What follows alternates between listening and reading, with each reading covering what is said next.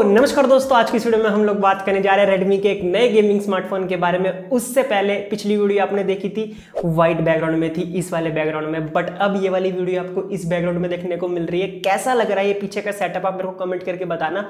मैं सोच रहा हूँ यार इसको ही कंटिन्यू रखूँ। मैंने शुरुआत की 2 वीडियो के अंदर इसको कंटिन्यू रखा था, बट यार फिर मैंने सोचा चल छोड़ यार, ये थोड़ा सही नहीं लग रहा। बट यार मेरा मन बार बार यही कर रहा है कि इसी के सामने बैठ के वीडियो बनाऊँ, क्योंकि ये थोड़ा ना रिच लुक दे रहा है। मतलब बाहर के जो यूट्यूबर होते हैं ना, मतलब जो डीएसएलआर से शूट करते हैं, तो मतलब एक ब्लर बैकग्राउंड होता है। पर मैं कोशिश पूरी कर रहा हूँ कि उसकी तरह ही वीडियो बना पाऊँ, क्योंकि अभी मेरे पास वो तो है नहीं डीएसएलआर, पर मैं फोन से पूरी वैसी कोशिश कर रहा हूँ। ठीक है, बता देना कमेंट करके कि कैसा लग रहा है। ठीक है, इसको ही कंटिन्यू रखना चाहिए या नहीं रखना चाहिए। ऑल राइट, तो Xiaomi ने लॉन्च कर दिया अपना सबसे पहला एक गेमिंग स्मार्टफोन, मतलब रेडमी सब ब्रांड के अंदर एक गेमिंग स्मार्टफोन।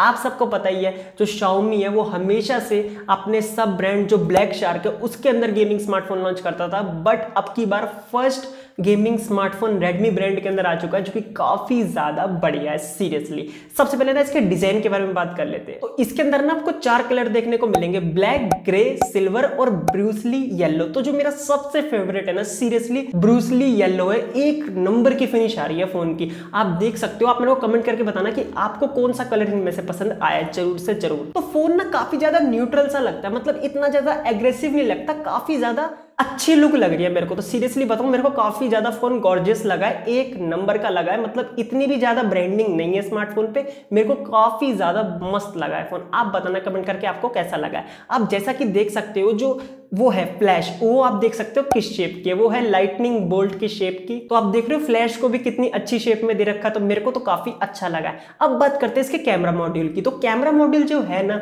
उसके अंदर आपको हाफ सर्कल्स देखने को मिलते हैं, जो कि लाइट अप होते हैं जब आप एक ट्रिगर को ऑन करते हो, मतलब एक स्विच को ऑन करते हो, तो फोन आपका गेमिंग मोड में आ जाता है, तो वो लाइटें जलने लग जाती है। तो ये लाइटें सिंपल बस शो ऑफ के लिए नहीं है कि मतलब आप जब गेम खेलोगे तो लाइटें जलेगी, नहीं। ये लाइटें उसके लिए भी है, जब आप मतलब फॉर एग्जांपल आपकी कोई नोटिफिकेशन आई, आपको कॉल आई, तो उसके हिसाब से भी आपको ये काम आएगी। मतलब एज अ नोटिफिकेशन एलईडी भी मान के चल लो, एक गेमिंग फोन में आपको देखने को मिल रही है। और बीच में आप देख सकते हो कि फाइटिंग लिखा हुआ है बिल्कुल सेंटर में फोन में, वर्टिकल में। तो आप देख सकते हो वर्टिकल लाइंस भी जा रही है। तो सीरियसली बता रहा हूं, डिजाइन काफी ज्यादा गॉर्जियस है, मेरे को काफी ज्यादा अच्छा लगा है। तो फ्रंट में आपको 6.67 इंचेस की एक ओलेड फुल एचडी प्लस की 120 हर्ट्ज रिफ्रेश रेट की डिस्प्ले देखने को मिलने वाली है। HDR10 प्लस का सपोर्ट होने वाला है, DCI P3 कलर गैमेट होने वाला है, और 500 निट्स की ब्राइटनेस होने वाली है। 5000 निट्स मतलब क्या बना रहे हो फोन को, लाइट। ठीक है, तो 500 निट्स की ब्राइटनेस होने वाली है, जो कि काफी अच्छी बात है। और कॉर्निंग का gorilla glass 5 on the top. यार 6 तो दे ही दो, कब से कॉर्निंग गोरिल्ला ग्लास 5 चला रहे हैं। सेंटर में पंच होल देखने को मिलता है, और मतलब बेजल सीरियसली काफी ज्यादा कम है। आप देख सकते हो डिस्प्ले काफी ज्यादा सुंदर दिख रही है। चिपसेट की बात कर लेते हैं, तो मीडियाटेक का डायमेंसिटी 1200 का प्रोसेसर, मतलब मीडियाटेक की तरफ से एक फ्लैगशिप प्रोसेसर उन्होंने यूज कर रखा है। तो ये जो प्रोसेसर है ना, ये देखो 6 नैनोमीटर की टेक्नोलॉजी पे बना हुआ है, और ये जो प्रोसेसर है ये कॉम्पीट करता है स्नैपड्रैगन के, मतलब ऑलमोस्ट इक्वल है स्नैपड्रैगन 870 के। ठीक है, मतलब स्नैपड्रैगन 870 स्लाइटली आगे निकल जाता है, इतना भी नहीं, स्लाइटली आगे निकल जाता है गेमिंग में। ठीक है, बट ऑलमोस्ट जो प्रोसेसर है ना काफी सही है। एंटूटू स्कोर मतलब आसपास ही है, इतने भी दूर नहीं है। ठीक है, कैमरा की बात करते हैं, 64 मेगापिक्सल का ट्रिपल कैमरे का सेटअप होने वाला है, 8 मेगापिक्सल का अल्ट्रा वाइड, 2 मेगापिक्सल का आपको होने वाला है मैक्रो लेंस। 4K 30 FPS तक आप वीडियो बना सकते हो, और फ्रंट में आपको 16 मेगापिक्सल देखने को मिलता है, जहां पे आप 1080p पे 30 FPS तक वीडियो शूट कर सकते हो। बैटरी की बात करते हैं, तो 5065 mAh की बैटरी देखने को मिलती है, जिसके साथ आपको 67 वॉट ऑफ फास्ट चार्जिंग देखने को मिलती है, जो कि आपके फोन को 42 मिनट्स में 100% चार्ज कर देगी।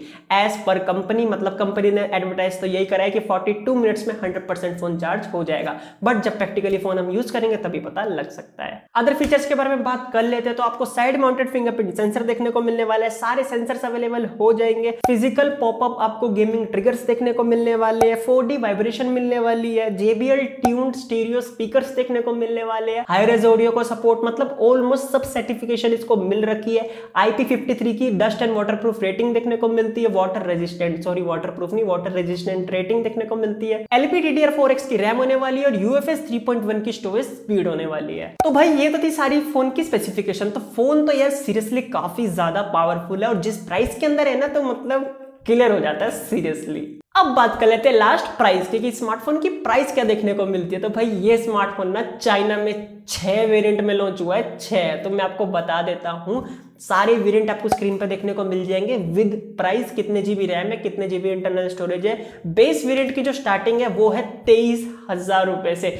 समझ रहे हो 23,000 रुपए में चाइना में उन्हें क्या मिल रहा है। काश इंडिया में आ जाए, पर यार देखो 23,000, अभी आगे बात करते हैं इसके बारे में, ठीक है। देखो बेस वेरिएंट 23,000 का है, बट जो हमारा जो सबसे हाईएस्ट वेरिएंट है ना, ब्रूस ली एडिशन, जो कि सबसे मेरा फेवरेट है, उसकी प्राइस है 32,300 रुपए रफली इंडिया में, ठीक है। अगर हम चाइनीज प्राइस को कन्वर्ट करते हैं ना इंडिया में, तो 32,300 निकल के आती है 12 जीबी रैम 256 जीबी इंटरनल के लिए। और बाकी सारी रैम और स्टोरेज वेरिएंट की प्राइस के साथ आप देख सकते हो अपने स्क्रीन पे। तो भाई ये तो थी प्राइसिंग की बात, मैंने आपको सब कुछ प्राइसिंग के बारे में कवर कर दिया है।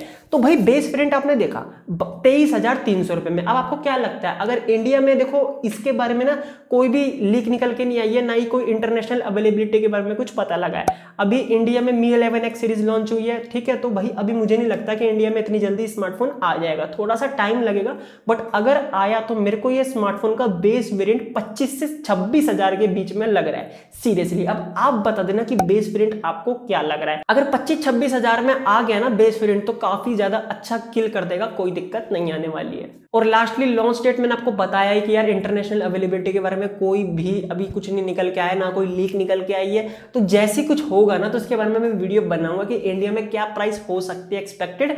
तो वेट करिए यार, क्योंकि देखो स्मार्टफोन तो काफी अच्छा है, काफी अच्छी प्राइस में है, बट वही बात आती है कि लॉन्च कब होता है इंडिया में और क्या प्राइस के साथ आता है। तो वेट करते रहो, हमें पता लग जाएगा। इस वीडियो में इतना ही, मिलूंगा नई वीडियो में। जय हिंद, वंदे मातरम।